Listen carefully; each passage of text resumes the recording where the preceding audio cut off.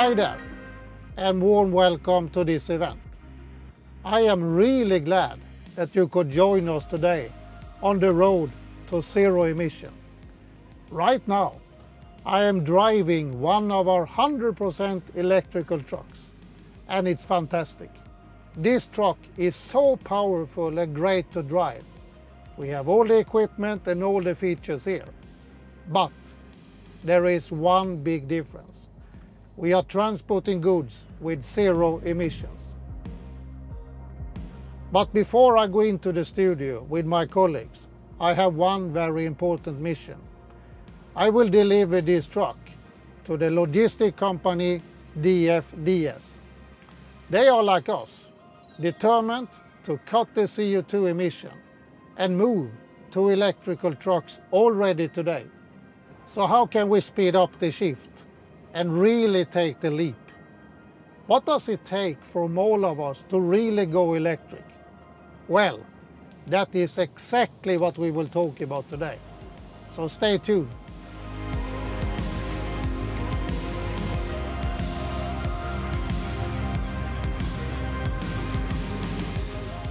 And now I am entering the port of Gothenburg. And here in front of me, I can see a very happy customer.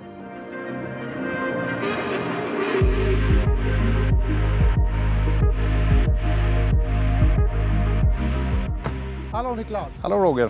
Great to see you. The same. Today it's a big day. It is a great honor and privilege for me to deliver in person the Volvo FM Electric to you at DFDS.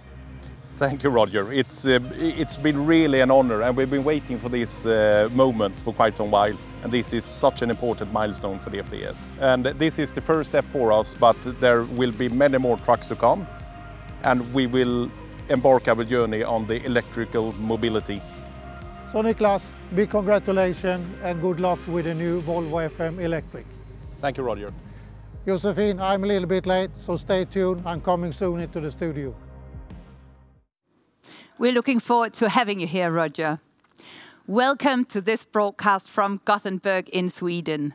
We will dedicate this hour to the electrification of road transport, covering all the crucial aspects of the journey towards sustainable mobility. My name is Josefine Folkvarts. When not here, I'm a presenter and TV producer covering solutions to a greener and more sustainable world. Our ambition over this next hour is to inspire you to take the leap towards a fossil-free future. We all know that we need to reduce our CO2 footprint, and it's urgent. Companies, organizations, and countries have all set ambitious targets, and now it's time for action. As Roger put it, we can't wait. It's time for a big transformation in our industry. We will talk about how to electrify truck transport and that the journey should start here and now. In fact, much of the technology needed is already available. Here with me is Jessica Sandström, who is the head of product management of Volvo Trucks globally. Welcome, Jessica. I hear you are a Volvo veteran. Absolutely. And I've actually been working with electromobility for 15 years. So this is a subject that I'm truly passionate about. And we are really approaching a historical shift. This has not been seen since we shifted out the horses and the carriages to trucks and buses. So just look at these images from New York City. Suddenly, it can change swiftly, and I think that is where we are heading with the transport industry as well. So a lot is happening right now. How is Volvo Trucks approaching this drive towards fossil-free transport? So we are already leading today, and we will continue to be leading by making huge investments in this area. We are committed to the Paris Agreement, and we take firm actions to really decarbonize the transport industry. 7% of the global CO2 emissions comes from the sector we operate in, freight on road. But this means that when we take action, we will have a significant impact on the overall CO2 emissions. So what you do really makes a difference. How are you approaching this transition, and how quick do you think it will be? So we have put targets that already 2030, 50% of our global sales should be electric. And by 2040, the latest, all new Volvo trucks should be fossil-free. So it's going to be quite a quick shift. So a lot happening there. And I also hear about batteries recycling. Is that something you're doing? Absolutely. That's part of this shift. We need to make sure that we are not only looking at the truck, but also how we can take care of the batteries over the life cycle of the batteries. First, it will be in the truck, and then it will have a second life outside the truck. It could be as an energy storage, for instance. We are really looking into this circular economy way of thinking about it, making sure that we utilize the battery in the best way in all its lives, and then we recycle it in the end. So there are several ways to lower CO2 from heavy transport. Why are you so focused on the electric trucks? Absolutely, there are different ways. But we are convinced that most of the trucks will be electric, because that is simply the most energy efficient way of transporting goods. With this said, we are a global company and we need to make sure that we can find solutions for all our customers. And this means that there are segments that will require other type of technologies. So it could be really long distance, it could be very heavy trucks, or trucks that simply do not have access to electric infrastructure. And these type of operations, we are, for instance, looking into fuel cell electric trucks. What is motivating you to push so hard into this area, which is relatively uncharted? I mean, first of all, it's simply the right thing to do. We can play an important role and really change the world into a more sustainable place. On top of this, we are completely convinced that this is good for our business. With being early out, learning about how this technology works, but also how you optimize the system, we will get the competitive advantage. And if I could add one more thing, it's about our employees. A lot of our employees really value that we are not having fancy slides, but we also take firm actions. It builds proudness. And this is important to keep the talented people we have, but also to attract new bright minds, because that is really what will help us to make this shift happen. So it's basically a win for Volvo, it's a win for the environment, it's a win for your employees. 3 wins. Based on the capabilities of your electric trucks, up to 50% of the on-road good transport in Europe could actually be electric today. But we're far from that figure. What do you think is needed to accelerate the development? I mean, if we start with the 50%, it comes from a study that was done looking at all the goods that travel in Europe. How far do they really travel? And it turned out that 50% of the goods actually travel 300 kilometers or less. And with the available technology, it's possible to electrify those flows already now. So I think it's about understanding the technology, really making sure that we show that it's possible, but also companies making the decision. You need to decide that now is the time to act and really push into this area. So what is it you think that stopped truck buyers from doing it right away? I mean, there are a lot of concerns when it comes to the electric range, charging, but also economy, I would say. So what can you offer? What can Volvo offer for these people to change their minds? So we will deep dive today in this broadcast into these different topics. But if I could just mention a few things just to kick it off. When it comes to the range, with the electric trucks that will come next year, we will have the possibility to do 300 kilometers with heavy loads. So I think that takes away a part of the range problematics. When it comes to charging, it's about starting in an easy way, utilizing your home base. When the truck stands still overnight, then you utilize low power, and it's quite easy to install those type of chargers. But what about the financial side then? I mean, it will be more expensive in the beginning to go electric, and that's the fact. But I think it's important that we, first of all, start to value fossil-free transports. There must be something as a financial value put into that. But on top of this, there is really a value in being early out. The things I said was good for us at Volvo we are convinced that that works for our customers as well. If you start early, if you build the competence around how to utilize this new technology, you will have business advantages and being able to capture early new possibilities that you might not have otherwise. So it will really be an advantage to be a first mover in this space. Yes, absolutely. I think we notice that every day. Thank you, Jessica. We'll talk more later. And now we're going to look at the most crucial electromobility aspects, starting with the commercial perspective that Jessica mentioned as one of the main challenges. To do this, we'll visit one of Sweden's most successful commercial enterprises. We'll talk to the Swedish furniture giant IKEA, and here we'll meet Volvo Trucks experts Ebba Bergman-Wallin and Johan Larsen.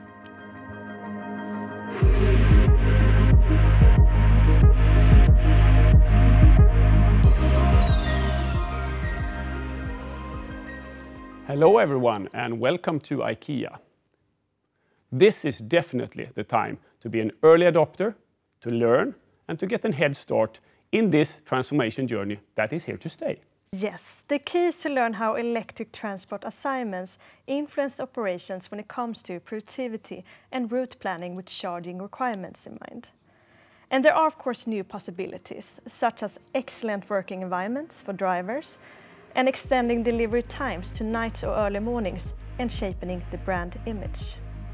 And there are items to consider, such as the price of diesel versus electricity, battery costs going down, diesel-free zones, diesel bans, and financial incentives. Sustainability demands are also becoming demands from the transport buyers. So the best way forward is a transparent cooperation between three different parties. Us as the transport solution providers, the transport companies, and the transport buyers. So that's why we are here at IKEA today, to meet with Angela Hultberg, their head of sustainable mobility. Angela has also taken the role as road transports lead at the upcoming COP26. Hello Angela, and thank you for having us here today. Hi, welcome to my living room. Thanks. What's your view on cooperation? Well, it's absolutely crucial, isn't it? There is simply no way we can reach our targets without collaboration. I think every player in this industry is just one player and will need cooperation between different companies, different parts of the industry, if we want to have any chance of transitioning to sustainable transportation in the future. We think that transport buyers should support by putting a higher value on fossil-free transports. Do you agree? I absolutely agree, 100%. I think it's in our best interest to do so. And I think the role of transport buyers in the industry is also changing. So if we want to meet our targets, at IKEA the target would be 100% electric home deliveries by 2025. Which is only 4.5 years away, so we can feel the sense of urgency and the pressure. And if we want to do that, of course, we have to be part of making that happen. It's not enough to just say, I want to buy sustainable transport services. So absolutely. But we also have to send a signal to policymakers to say that this is what we want also as the industry. We want this to happen and we will do our part, but we need the policy to support as well. And which are IKEA's commercial aspects on going electric? Well, the commercial aspect is actually quite simple, isn't it? If we cannot reach our customers' front doors, we don't have deliveries. If we don't have deliveries, we don't have a service offer and we don't have online sales, and then we go out to business. So as we see local policymakers, mayors and cities starting to enforce zero-emission zones, low-emission zones, etc., this is a way for us to secure access to our customers, which is, of course, crucial. We also know there will be a cost of not transitioning and not taking care of your Scope 3 emissions, and that we need to address as quickly as possible. And thirdly, but very important, is also we see that our customers are becoming more and more aware, and they will expect this from us. Transport, especially in cities, urban transport, last mile, is very visible to the many people, and they don't like what they see. And they want to trust us as a company. They want to know that we're a responsible company if they're going to spend their money here. And that's also why we need to show them that we are and that we do take this seriously, or they will simply not shop with us anymore. What are you doing to make this transition as quick as possible? There's loads of things we need to do. I wish there was a one-bullet solution for this. It's absolutely not. It would make my life easier. But since our target is for 100% by 2025, and that is quite ambitious, we are basically front runners. And as a front runner, you are running straight into every obstacle there is, right? And we've had to basically roll up our sleeves and address them as we go. We've had to invest a lot in charging infrastructure and setting up what we need. We've invested in electric platforms to help secure vehicles for our transporters, sub-suppliers. So we're doing everything we can to transitioning, but I think the most important thing probably is to not wait for perfect solutions, but rather take the best available option on the market, deploy it, and then work to make it better. So we're at a point in time now where it's about scaling, not about doing individual projects, but really getting this up to scale. And so far we can see the results. 90% of our deliveries in China are already electric, and China is a huge market for us. We're fully electric in Amsterdam, in Paris. We've deployed electric vehicles in more than 20 countries by now, including India, US, Australia. So it's really all across the world. And trying new and different solutions as well, just to make it happen as quickly as we possibly can. You have a rather unorthodox approach for interacting with other players in the transport system. Could you tell us about your actions? I think the roles and responsibilities of everyone in this industry is really changing. I don't think we can do things the same way that we've been doing for, what, 50 years, 100 years? It's been a while. And we can see our role as a purchaser is definitely changing. We are now much deeper into supply chain, if you will, than we've ever been.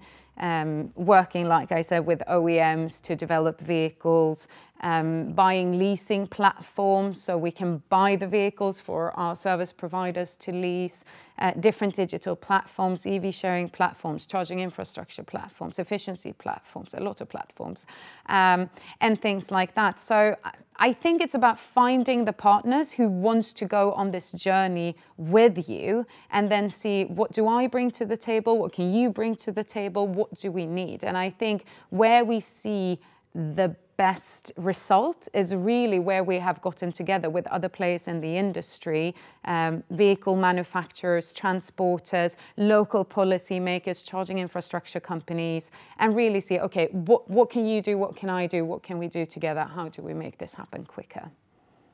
I really like that forward-leaning approach. And Angela, we also know that you're highly involved in this upcoming COP26. The climate conference. Mm-hmm. What is your role and what do you hope to achieve? So my role is road transport lead, and what that means is basically I engage with non-state actors, so businesses, organizations, everyone who's not a government basically, in road transportation, and see what we can do together at COP. If we want to have any chance of keeping global warming below 1.5 degrees, we need to make some significant changes, and we need to do it quite urgently in the next few years, because, make no mistake, we are definitely not on track. And so we need to change something quickly. So I work then with companies such as Volvo to say, okay, what can we deliver by COP? What commitments do we actually need to make? And one step further, what actions do we actually need to take? So that's basically the ask. And I hope by COP we will see the leaders of the industry stepping forward and really saying, okay, we can transition, we can do this, we can bring these products to market, and we can take these products away. And we need governments and policy to be supporters of this transition. Very good.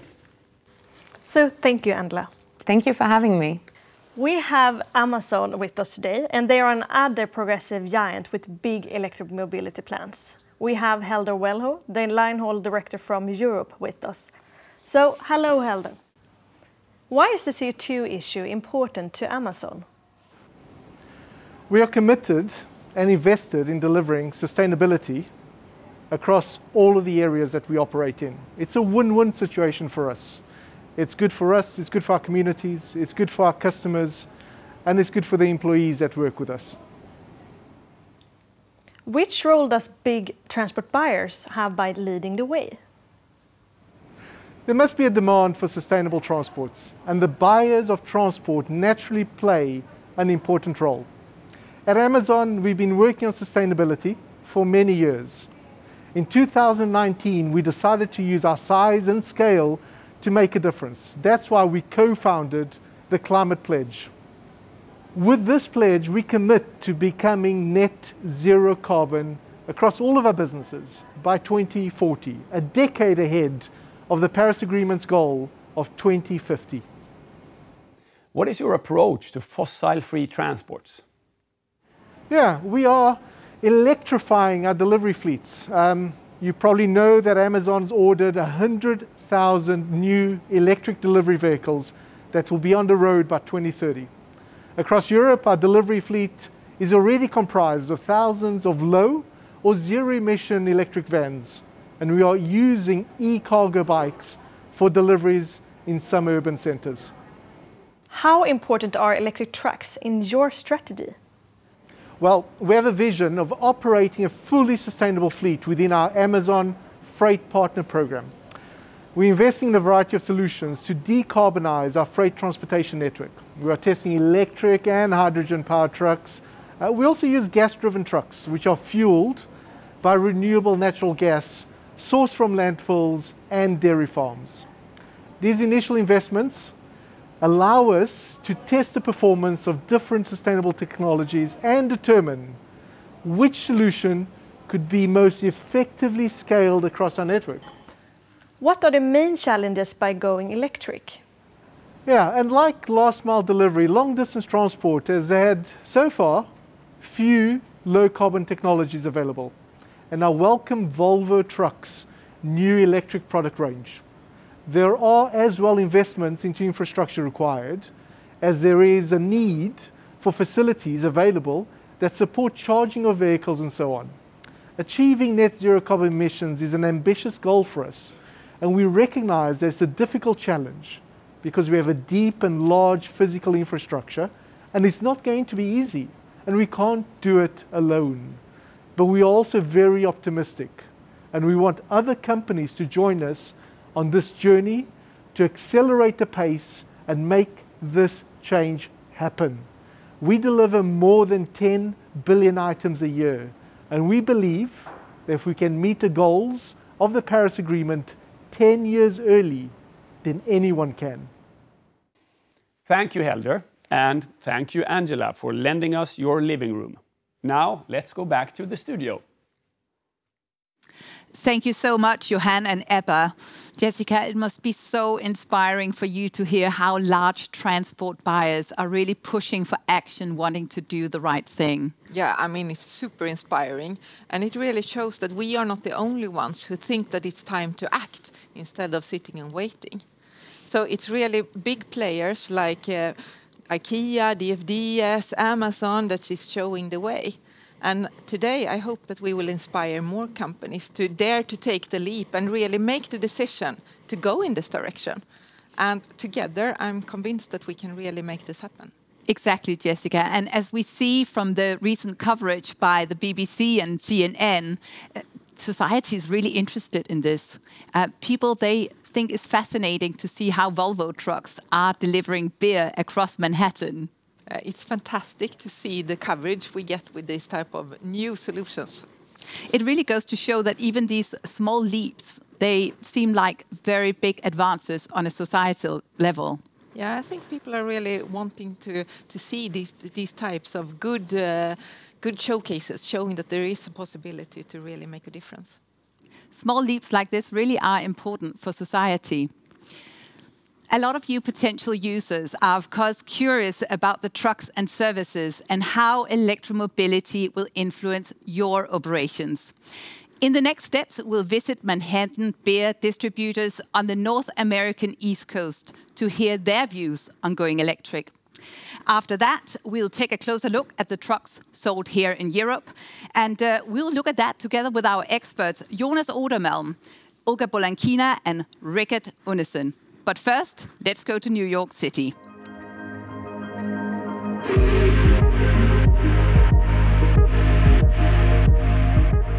Hello, ladies and gentlemen. My name is Peter Verhoeven and I'm the president of Volvo Trucks North America. And in North America today, we are in New York, more specifically in the Bronx at the premises of Manhattan Beer. Manhattan Beer is a company that distributes beer, as the name says it, in New York, in the 5 boroughs of New York. They are the 4th largest beer distributor in the country. They have a fleet of 400 trucks. They are a sustainability pioneer. They started already a long time with CNG trucks. They have now in their fleet of 400 trucks, they have over 150 trucks on CNG, and there are 50 more CNG trucks on their way. Now Manhattan Beer has taken the decision to move on in their sustainability challenge or in their sustainability strategy and move to electric transport. They've ordered 5 electric trucks, the first one being handed over today. Manhattan Beer and the Bergson family, because this is a family operation, they are known for their bold moves and their care for sustainability. They play an exemplary role in New York and New York City. And we are very proud as Volvo Trucks to be partnering with them, together with the dealer, which is right around the corner here, Malaya Trucks. So with the dealer, with Manhattan Beer and Volvo Trucks North America, we are making New York a cleaner city. People enjoy their beer, a cold, fresh beer that has been delivered to them in a sustainable way.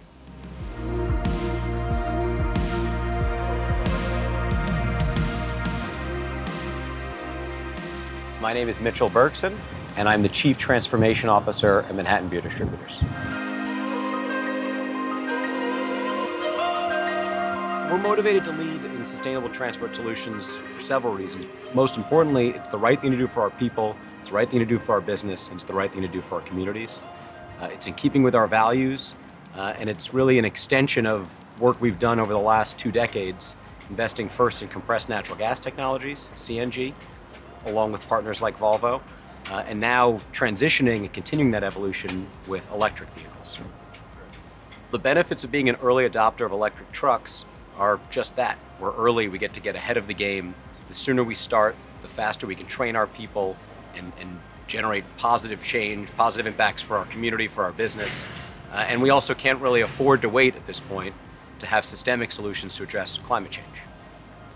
Some of the key enablers for being able to use electric trucks efficiently in your fleet, the way you would any other piece of equipment, is pick your spots, deploy it in the right places. For us, that means starting in New York City. We have 5 facilities around Metro New York. Our outer facilities that cover the suburbs, they cover a lot more mileage, a lot more ground. We're not starting there with electric yet. We think we can get there one day. We're starting in the city where we have shorter routes, where we have the power service we need, where we can allocate the space for charging stations. I think the point is there's many ways to dissect your business and find the right place for the right technology. The advice I'd give to other transport companies thinking about going electric is to get started. Get started now. There's no time to wait. You can test, you can pilot, but get some electric trucks into your fleet. I think electrification is coming. It will be a part of the future, a part of the solution, and there's no sense in resisting that now.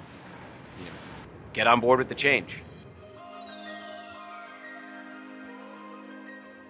From New York City to Gothenburg, Sweden, the hometown of Volvo Trucks.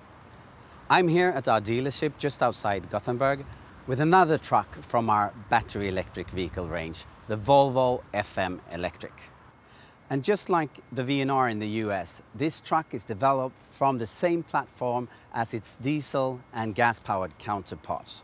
And by this, we get access to one of the world's most versatile and flexible heavy-duty track platforms, from which we can offer not only one, but several different vehicle types and chassis configurations, addressing many different transportation needs right from the start. By this, hauliers will in much easier way be able to take the leap to electromobility and gradually expand their fleet. And with this package comes our recently updated cab program, which offers what is probably one of the best working environments in the industry.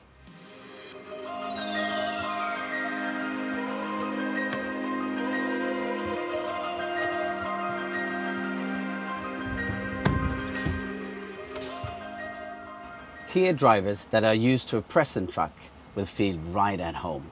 And on top of that, they will experience an even better driving environment with much lower noise levels and less vibrations.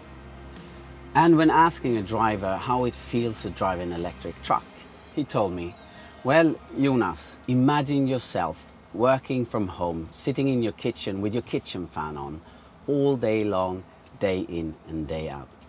And then someone turns off the fan and suddenly everything becomes quiet and peaceful. That is what it feels like to drive an electric truck. Absolutely fantastic.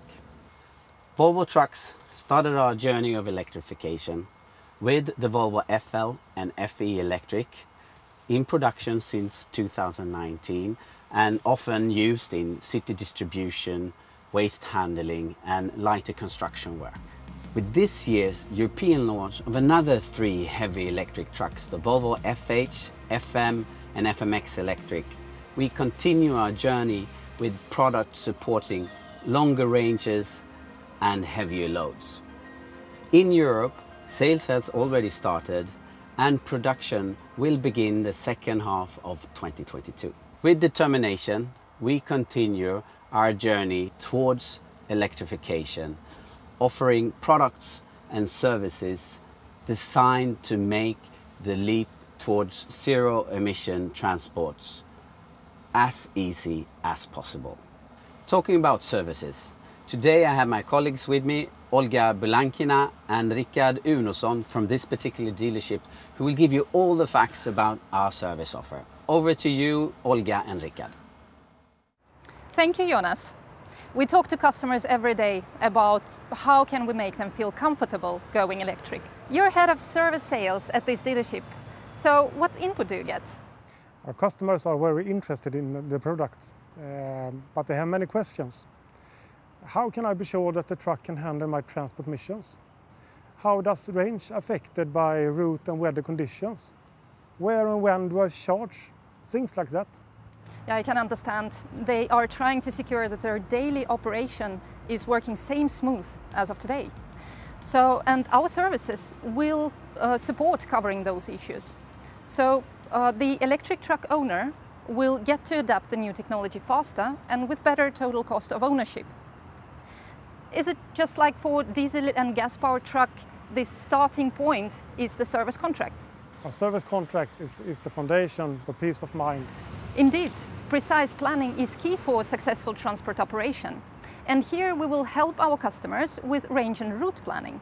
This service will secure that the route is the most efficient for this electric truck, considering the range, energy and charging options on the way, so that goods are delivered as promised.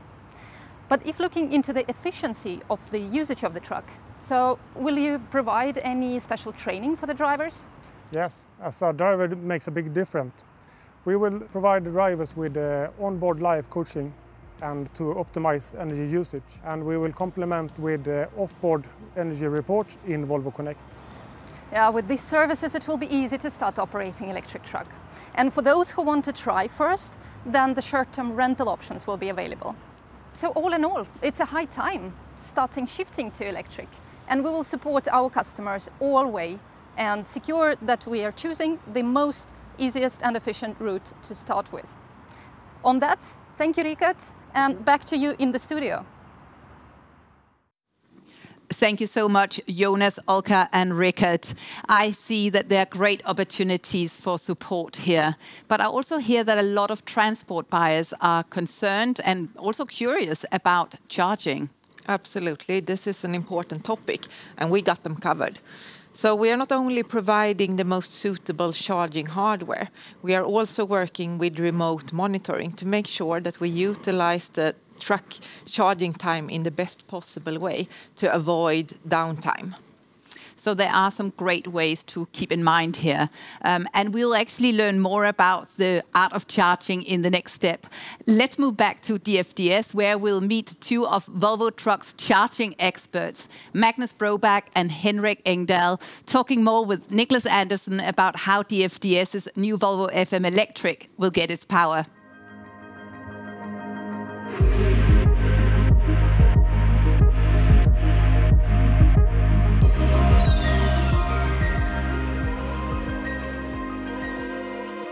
The ferry and logistics company DFDS believes in electrification.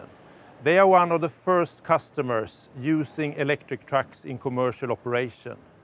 As a first step, they will use the new Volvo FM Electric in delivering goods to the Volvo truck factories in Gothenburg. Here with us, we have the head of the logistics division in DFDS, Niklas Andersson. Welcome. Thank you. It is a pleasure to be here with you and the magnificent FM electric truck as well, and our charging station here. This is a great first step in our journey towards electrical mobility. It's a milestone for us in DFDS. Fantastic. Electromobility requires some different challenges and also has opportunities. In principle, you should say that you should use standstill time as charging time. Do you agree, Niklas? Totally agree. It is in our studies. It says as well that we will use more the home depots for charging in the evenings and nights to be able to charge these vehicles. And compared to what you have with normal combustion engines, where you today are spending time as well to fill up, then you will spend this time to have more efficient driving hours for the drivers. I have my colleague, Henrik Engdahl. Do you recognize these observations? Yes, indeed. Other ways to protect the driver and vehicle's productivity is actually to use the loading and unloading time, which is anyway part of the normal operation. Although the electric vehicles are a little bit more sensitive to environment variables and additionally to how much load you're pulling, you can see a rather significant impact on the driver and which driver that is actually driving the vehicle. We analyze all of these things prior to putting the vehicle in the hands of our customers. And from Volvo Trucks, we always make sure that we will, in the end, launch a very successful operation for all our customers. We advise our customer to use the vehicle in the best possible way to be part of their logistics setup. For our European vehicles, we additionally provide a charger for overnight charging. In US, we can provide the financial services necessary, especially related to both vehicle and charger equipment. And we'll also support the customer in the installation of their chargers to make it as easy as possible to go electric already from tomorrow. So Niklas, how did you get about in the charging situation for this vehicle? That's of course something where we have analyzed the flows.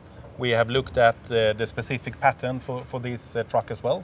And to look at it, it will run approximately 120 kilometers per shift, which enable us to do these, as I mentioned before, these overnight charging. If it comes to different flows we're looking on in the next steps or the next trucks coming, then we actually need to look at it, as you said as well, if we should top up with charging on resting hours or when you stand loading, unloading. So that's very specific for each and every flow. How will you do to accelerate or to make this transformation as quick as possible?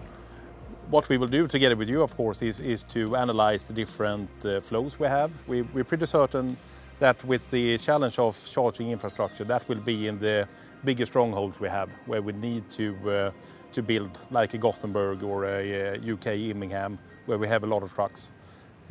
We will also use that part as well to just analyze with different flows. How long can we drive? What is the battery capacity? What's the ideal charging or distance for every truck.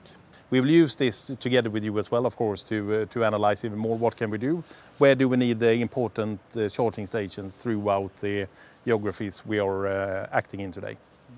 The DFDS case is one of the excellent examples where we see that overnight charging may be sufficient to provide the energy the vehicle needs. In addition, with a range of around 300 kilometers, this can actually secure the operation already from the start, making it a rather easy start-off for electrification. Another kind of operation that we are looking into is the line haul operation. This is also plannable and predictable in such a way that it goes from point A to point B, and thus we can find a way of utilizing the vehicle to its maximum extent and also put charging opportunities in place. Together with one of our other customers, DHL Freight, we are running a truck between two of their logistics centers in Sweden. The truck in this case is leaving Jönköping 3:30 in the morning, so really early, travel to Gothenburg where it's unloaded. After unloading, this goes for charging for around 1.5 to 2 hours. Then it's ready to take off and do a distribution round within the region of Gothenburg. Finalizing this, it will return back to the logistics centers, load up, go to the charging station, and then it returns back to Jönköping again, ready to take on its next mission. With this kind of setup, we are actually gaining around 450 to 500 kilometers of driving within a single day. Yeah, and of course, the more you drive with electric trucks, the business case becomes better. And that, I would say, is a perfect example of a predictable, repetitive flow between two major transport nodes. Perfect for the interregional haul case. If we go to the next step, where we have demanding long-haul operation, also cross-border, we need a charging network and a charging infrastructure along the highways as well. And right now, this is heavily powered by the European Union. And in Volvo, we have also initiatives around this specific charging infrastructure. Over to the studio. Thank you so much, Magnus and Henrik. That leads us perfectly into the next step, which is infrastructure.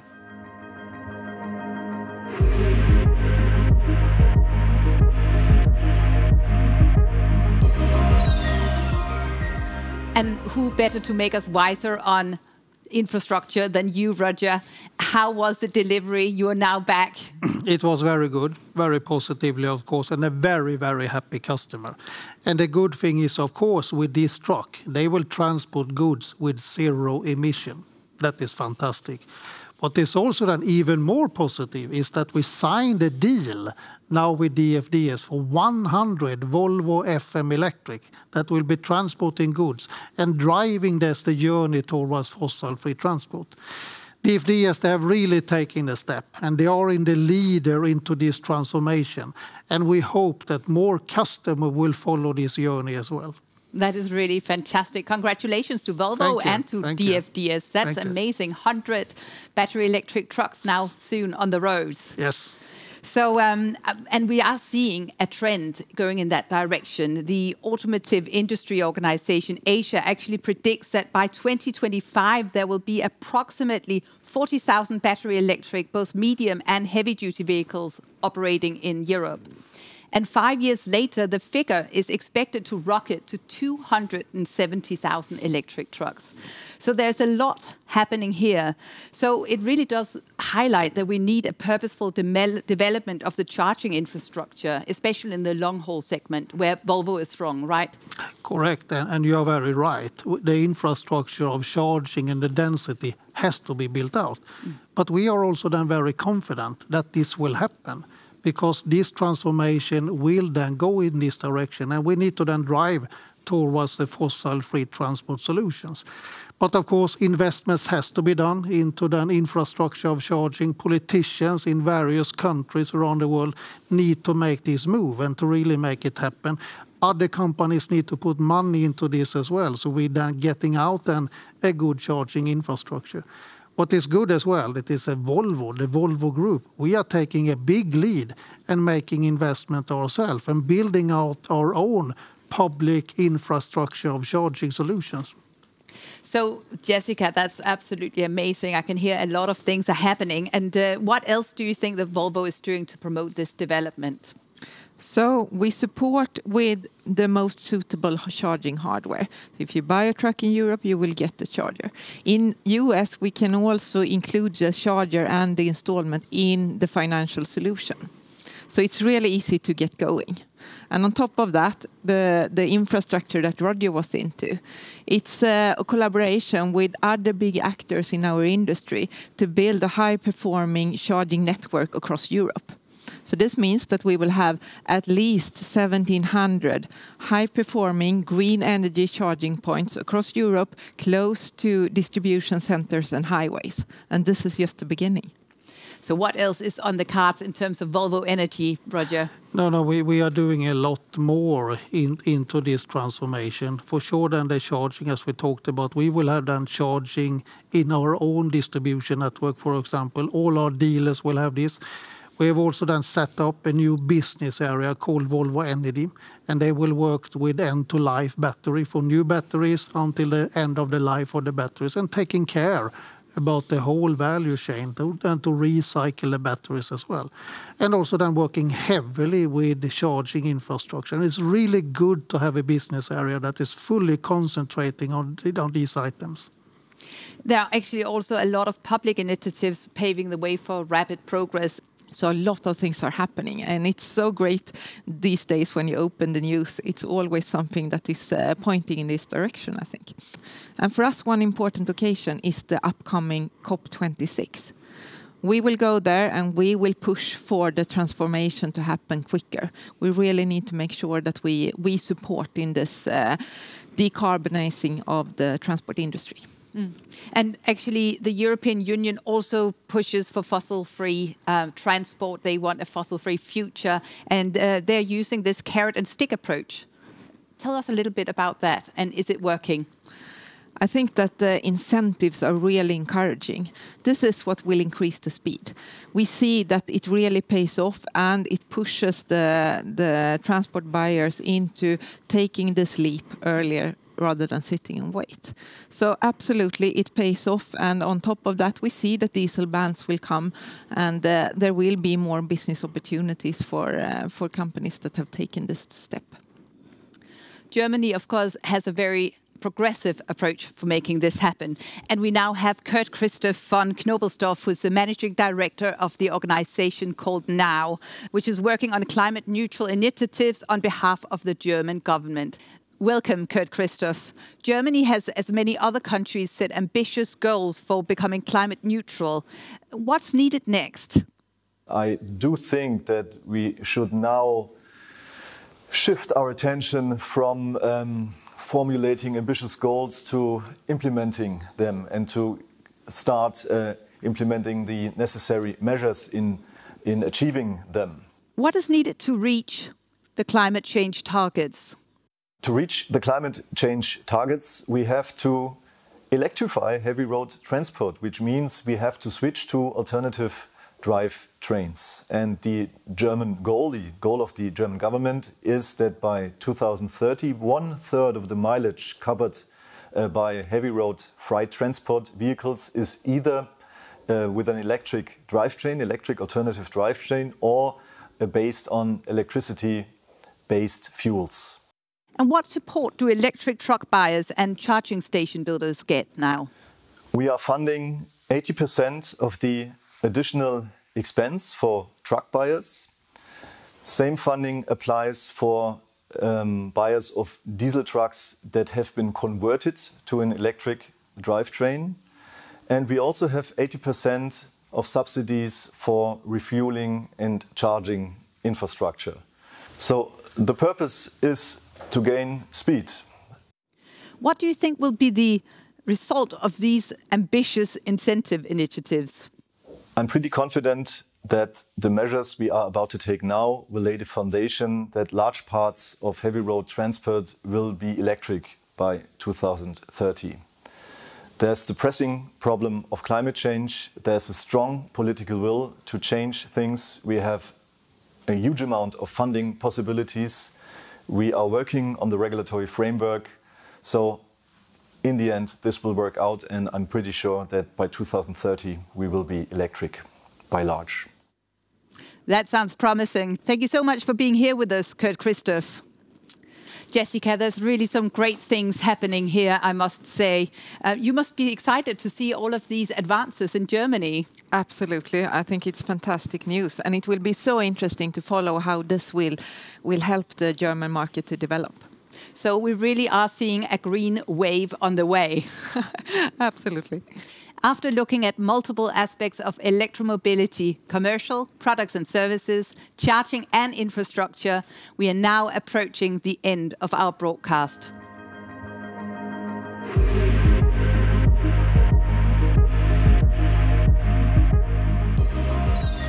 Roger and Jessica, what do you want to leave our audience with? How do we make this happen?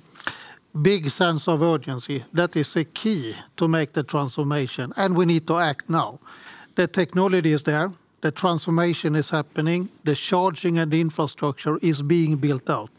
We have products as Volvo Trucks, electrical products in customers' operation, operating as we are speaking. We have the knowledge, we have the trucks, we have the information, we can make it happen. Jessica talked about the value of fossil-free transport, and that is very right. It will be more expensive in the future, and we need to recognize that, because that is a really key in the transformation. So we are all part of this transformation. Absolutely, and we need to have an action-oriented approach, embracing the possibilities. This will be business critical, and the ones who have a sense of urgency will be the winners. Just listen to what Amazon, IKEA, Manhattan Beer, DFDS have been telling us today. But also listen to what progressive countries like Germany are doing to speed up the transformation. We can make it happen. There is a lot happening, but we have also heard several times that we should act now. But are things really moving, Roger? Things are moving, but of course they don't move fast enough. Market in Europe of electrical trucks is limited, the same in United States. We as Volvo Trucks, we hold a strong position into that segment with a market share over 40%. But we need to scale up the volume a lot faster and drive the electrification faster than we are doing today. And we need to scale into this area. I think one big recognition is the deal that we talked about before of the 100 units, and that is the world's largest deal of electrical trucks. So that is indeed a very good start. So are you hopeful for the future? I am hopeful for the future, and I think that we all should be hopeful for the future. But as we talked about today, we need to act now, and we need to make it happen, because we need to then make this transformation. And it is so important that we do that, because we need to change ourselves. We need to change our way of living, being and acting, because we need to leave the world that we are living on to the future generation in a better way, in a better shape. So important. What better message to finish on? That's all from us here in Gothenburg. Do reach out to Volvo Trucks if you want to find out more. Thank you, Roger. Thank you, Jessica. Thank you to all our guests and experts. And thank you for joining. We hope you're ready for the big leap.